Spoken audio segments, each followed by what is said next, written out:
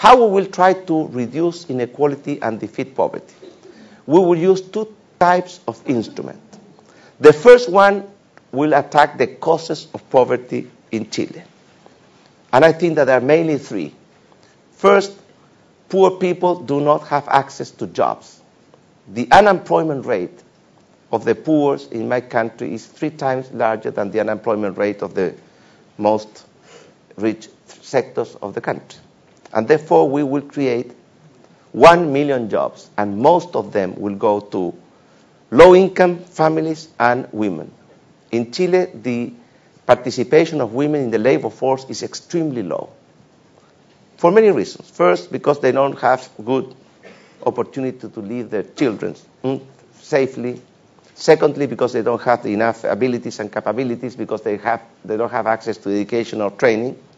And third, because the whole system has not been able to create enough jobs for people that want to work. Therefore, most of that 1 million jobs will go to low-income people and women. And in both cases, that will be a huge and very strong instrument to defeat poverty and inequality. If we were able, the participation in the labor force of male in Chile is roughly the same as any developed country, 72%.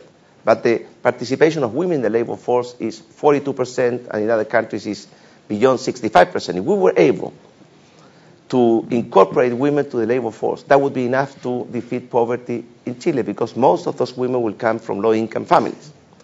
The second instrument is to increase the quality of education. In Chile, our educational system is in very bad shape. The quality has been stagnated for the last 20 years, and it's very unequal.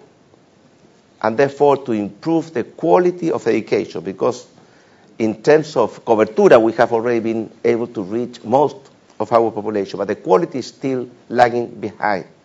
And I think if we are able to increase the quality of education, and for that we need to do major structural reforms that we will propose to the country, will be a second very strong instrument to defeat poverty and to reduce inequality. And the third one is to strengthen families, because it's already been proven that a strong family is a very powerful instrument to reduce inequality and poverty. Those are policies that will attack the causes of poverty and inequality, and will take place, and will take time. But in the meantime, we cannot wait for that. And therefore, we are planning to introduce what we have called the ethical familiar income, which is a kind of negative income tax, in order to be able to subsidize poor families. In Chile, we have more than 2 million people living in poverty, which represent roughly 13% of the population. But the poverty gap in Chile, the percentage of our national income that would have to be transferred to those 2 million people in order to allow them to achieve the poverty line, is less than 1% of GNP. And therefore, we think that we can do that effort before these other policies that will attack the causes take place and produce results.